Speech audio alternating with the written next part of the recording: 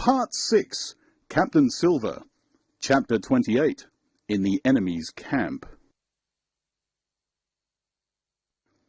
The red glare of the torch lighting up the interior of the blockhouse showed me the worst of my apprehensions realized. The pirates were in possession of the house and stores. There was the cask of cognac, there was the pork and bread, as before, and, what tenfold increased my horror, not a sign of any prisoner. I can only judge that all had perished, and my heart smote me sorely that I had not been there to perish with them. There were 6 of the buccaneers, all told. Not another man was left alive. 5 of them were on their feet, flushed and swollen, suddenly called out to the first sleep of drunkenness. The 6th had only risen upon his elbow. He was deadly pale, and the blood-stained bandage round his head told that he had recently been wounded, and still more recently dressed. I remembered the man who had been shot and run back among the woods in the great attack, and doubted not that this was he. The parrot sat, preening her plumage on Long John's shoulder. He himself, I thought, looked somewhat paler and more stern than I was used to. He still wore his fine broadcloth suit in which he had fulfilled his mission, but it was bitterly the worse for wear, daubed with clay and torn with sharp briars of the woods. "So," said he, "here's Jim Hawkins, shiver my timbers. Dropped in like, eh? Well, come, I take that friendly."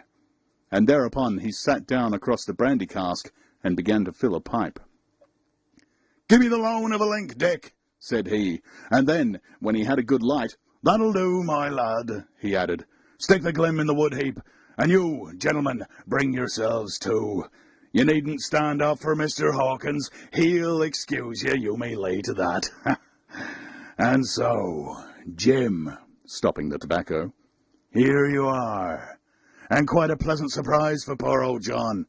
I see you were smart when first I set my eyes on you, but this here gets away from me clean, it do." To all this, as may well supposed, I made no answer. They had set me with my back against the wall, and I stood there, looking Silver in the face, pluckily enough, I hope, to all outward appearance, but with black despair in my heart. Silver took a whiff or two of his pipe with great composure, and then ran on again. "Now, you see, Jim, so be as you are here," says he. "I'll give you a piece of my mind. I always liked you, I have, for a lad of spirit, and the picture of my own self when I was young and handsome. I always wanted you to join and take your share, and die a gentleman. And now, my cock, you've got to. Captain Smollett's a fine seaman, as I'll own up to any day, but stiff on discipline. Duty is duty, says he, and right he is. Just you keep clear of the captain. The doctor himself is gone dead against you. Ungrateful scamp, was what he said. And the short and long of the whole story is about here. You can't go back to your own lot, for they won't have you. And without you start a 3rd ship's company all by yourself, which might be lonely, you'll have to join with Captain Silver." So far, so good. My friends, then, were still alive, and though I partly believed the truth of Silver's statement that the cabin party were incensed at me for my desertion, I was more relieved than distressed by what I heard. "I don't say nothing has to be in our hands," continued Silver, "though there you are, and you may lay to it I'm all for argument. I never seen good come out of threatening. If you like the service, well, you'll join, and if you don't, Jim, why, you're free to answer no. Free and welcome, shipmate, and if fairer can be said by mortal seamen, shiver my sides." "Am I to answer, then?" I asked, with a very tremulous voice. Through all this sneering talk, I was made to feel the threat of death that overhung me, and my cheeks burned and my heart beat painfully in my breast. "Lad," said Silver, "no one's a present of you. Take your bearings.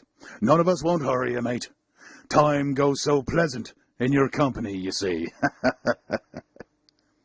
"Well," says I, growing a bit bolder, If I'm to choose, I declare I have a right to know what's what, and why you're here, and where my friends are."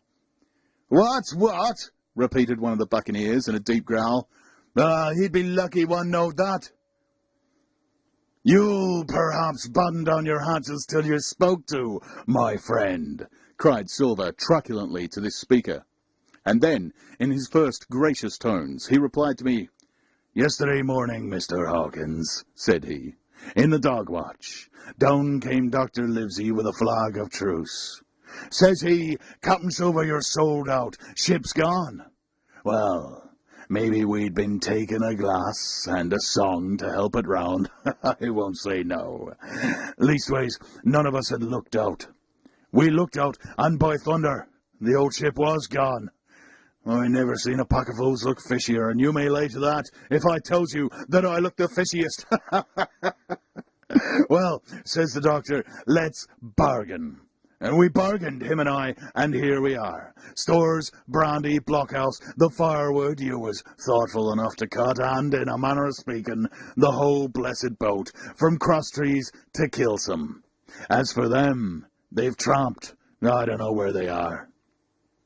He drew again quietly at his pipe. "At least you should take it into that head of yours," he went on, "that you was included in the treaty. Here's the last word that was said. 'How many are you,' says I, 'to leave?' 4, says he. 4 and one of us wounded. As for that boy, I don't know where he is, confound him, says he, nor I don't much care. Whereabouts sick of him. These were his words." "Is that all?" I asked. "Well, it's all yours to hear, my son," returned Silver. "And now am I to choose?" "And now you are to choose, and you may lay to that," said Silver. "Well," said I, "I'm not such a fool, but I know pretty well what I have to look for. Let the worst come to the worst, it's little I care. I've seen too many die since I fell in with you. But there's a thing or two I have to tell you," I said, and by this time I was quite excited. "And the first is this. Here you are, in a bad way. Ship lost, treasure lost, men lost, your whole business gone to wreck. And if you want to know who did it, it was I. I was in the apple barrel the night we sighted land, and I heard you, John, and you, Dick Johnson, and Hans, who is now at the bottom of the sea, and told every word you said before the hour was out. And as for the schooner, it was I who cut her cable, and it was I who killed the men you had aboard of her, and it was I who brought her where you'll never see her moored, not one of you. The laugh's on my side. I've had the top of this business from the first. I no more fear you than I fear a fly. Kill me, if you please, or spare me, but one thing I'll say, and no more. If you spare me, bygones are bygones. And when you fellows are in court for piracy, I'll save you all I can. It is for you to choose. Kill another, and do yourselves no good, or spare me, and keep a witness to save you from the gallows." I stopped, for, I tell you, I was out of breath, and, to my wonder, not a man of them moved, but all sat staring at me like as many sheep. And while they were still staring, I broke out again. "And now, Mr. Silver," I said, "I believe you're the best man here, and if things go to the worst, I'll take it kind of you to let the doctor know the way I took it." "I'll bear that in mind," said Silver, with an accent so curious that I could not for the life of me decide whether he were laughing at my request, or had been favourably affected by my courage. "I'll put one to that," cried the old mahogany-faced seaman, Morgan by name, who I had seen in Long John's public-house upon the quays of Bristol. "It was him that knowed Black Dog." "Well, and see here," added the sea cook, "I'll put another again to that, by thunder, for it was the same boy that faked the chart from Billy Bones. First and last we've split upon Jim Hawkins." "There he goes," said Morgan with an oath, and he sprang up, drawing his knife as if he had been 20. "Avast there!" cried Silver. "Who are you, Tom Morgan? Maybe you thought you were captain here, perhaps. By the powers, but I'll teach you better.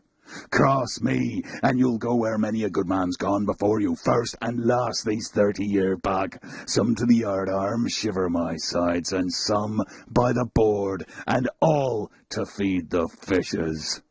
There's never a man looked me between the eyes and seen a good day afterward, Tom Morgan, you may lay to that.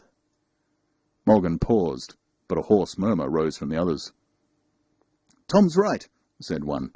I stood hazing lugging off from one, added another.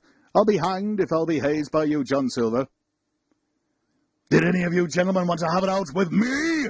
Roared Silver, bending far forward from his position on the keg, with his pipe still glowing in his right hand. Put a name on what you've at. You ain't dumb, I reckon. Him that wants shall get it. Have I lived this many years to have a son of a rum-punching cook his hat to thwart my hawser at the latter end of it? You know that way. You're all gentlemen of fortune by your account. Well, I'm ready. Take a cutlass, him that dares, and I'll see the colour of his inside, crutch and all, before that pipe's empty. Not a man stirred. Not a man answered. That's your sort, is it? He added, returning his pipe to his mouth. Well, you're a gay lot to look at, anyway. Not worth much to fight, you ain't. Perhaps you can understand King George's English. I'm captain here by election. I'm captain here because I'm the best man by a long sea mile. You won't fight as gentlemen of fortune should, then by thunder you'll obey, and you may lay to it. I like that boy now. I never seen a better boy than that. He's more a man than any pair of rats of you in this here house, and what I say is this. Let me see him that'll lay a hand on him. That's what I say, and you may lay to it. There was a long pause after this. I stood straight up against the wall, my heart still going like a sledgehammer, but with a ray of hope now shining in my bosom. Silver leant back against the wall, his arms crossed, his pipe in the corner of his mouth, as calm as though he had been in church. Yet his eye kept wandering furtively, and he kept the tail of it on his unruly followers. They, on their part, drew gradually together toward the far end of the blockhouse, and the low hiss of their whispering sounded in my ears continuously like a stream. One after another they would look up, and the red light of the torch would fall for a second on their nervous faces, but it was not towards me. It was towards Silver that they turned their eyes. You seem to have a lot to say, remarked Silver, spitting far into the air. Pipe up, and let me hear it or lay to. Ask your pardon, sir, returned one of the men. You're pretty free with some of the rules. Maybe you'll kindly keep an eye upon the rest. This crew's dissatisfied. This crew don't value bullying a marlin spike. This crew has its rights like other crews. I'll make so free as that, and by your own rules, I take it we can talk together. I ask your pardon, sir, acknowledging you for to be captain at this present, but I claim my right and steps outside for a council. And with an elaborate sea salute, this fellow, a long, ill-looking, yellow-eyed man of 35, stepped coolly toward the door and disappeared out of the house.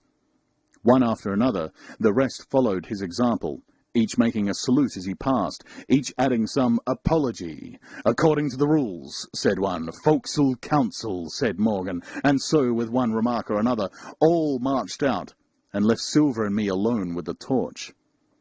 The sea cook instantly removed his pipe. Now, look you here, Jim Hawkins, he said in a steady whisper that was no more than audible. You're within half a plank of death, and, what's alongside worse, of torture. They're going to throw me off, but, you mark, I stand by you through thick and thin. I didn't mean to, no, not till you spoke up. I was about desperate to lose that much blunt and be hanged into the bargain, but I see you was the right sort. I says to myself, you stand by Hawkins, John, and Hawkins'll stand by you. You're his last card, and by the living thunder, John, he's yours. Back to back, says I. You save your witness, and he'll save your neck. I began dimly to understand. You mean all's lost? I asked. Aye, by gum, I do, he answered. Ship gone, net gone. That's about the size of it. Once I looked into that bay, Jim Hawkins, and seen no schooner. Well, I'm tough, but I gave out. As for that lot and their council, mark me, they're outright fools and cowards. I'll save your life, and so be as I can from them. But see here, Jim, tit for tat, You save Long John from swinging. I was bewildered. It seemed a thing so hopeless he was asking. He, the old buccaneer, the ringleader throughout. What I can do, that I'll do, I said. It's a bargain, cried Long John. You speak up plucky, and by thunder I've a chance. He hobbled to the torch where it stood propped amongst the firewood, and took a fresh light to his pipe. Understand me, Jim, he said, returning. I've a head on my shoulders. I have. I'm on Squire's side now. I know you've got that ship safe somewheres. How you've done it I don't know, but safe it is. I guess Hans and O'Brien turned soft. I never much believed in neither of them. Now, you mark me. I ask no questions, nor I won't let others. I know when a game's up, I do, and I know a lad that's staunch, and you that's young. You and me might have done a power of good together. Ha! He drew some cognac from the cask into a tin cannikin. Will you taste, messmate? He asked, and when I refused, well, I'll take a drain myself, Jim, said he. I need a caulker, for there's trouble on hand. And, talking of trouble, why did that doctor give me the chart, Jim? My face expressed a wonder so unaffected that he saw the needlessness of further questions. Ah, well, he did, though, said he. And there's something under that, no doubt. Something surely under that, Jim, bad or good. And he took another swallow of the brandy, shaking his great fair head like a